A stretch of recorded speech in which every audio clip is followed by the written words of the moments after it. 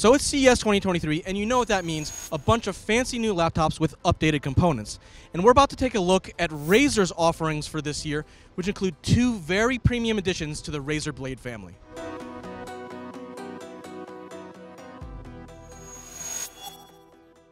So here we have the Razer Blade 16, and then this big beast next to it is the Razer Blade 18. This is Razer's biggest and most powerful laptop they've ever made. Now, naturally, as you'd expect, you get full support for Intel's brand new 13th gen mobile CPUs and NVIDIA's 40 series mobile GPUs, and you're gonna get full board power on both of these pretty much across the board.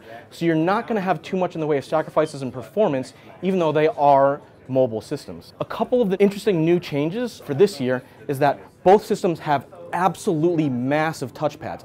I can't remember the last time I've seen touchpads this big on a system, and even though they are larger systems, they still really dominate the laptop's deck. One of the really interesting features for the new Blade 16 is it has a new dual mode mini LED display that can alternate between 120 Hz with a 4K resolution or 240 Hz with a full HD plus resolution. So you can choose between if you want a higher resolution with a slightly lower refresh rate if you're doing more creative stuff like editing videos or photos, and then you can bump it up to 240 Hz at full HD for when you're doing your competitive gaming sessions and you really need that super high refresh rate. And honestly, even after just seeing it for a few minutes, this display is super nice.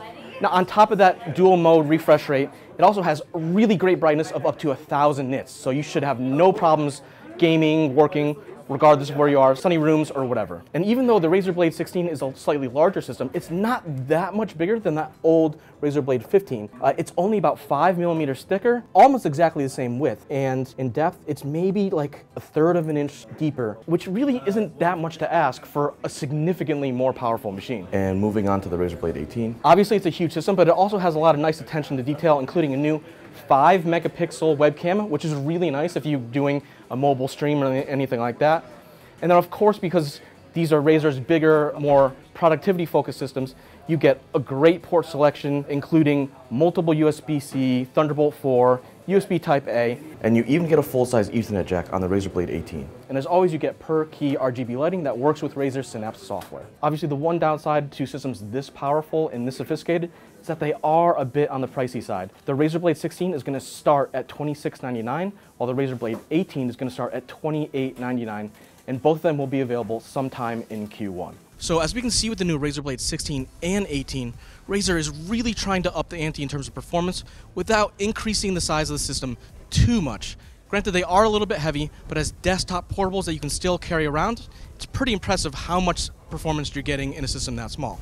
A couple other details that I really like is the new taller 16:10 aspect ratio display and the way Razer has slimmed down the bezels around the screen, especially that chin below the display. But that's it for now. For more from CES 2023, stay tuned to Engadget for more news, hands-ons, and videos.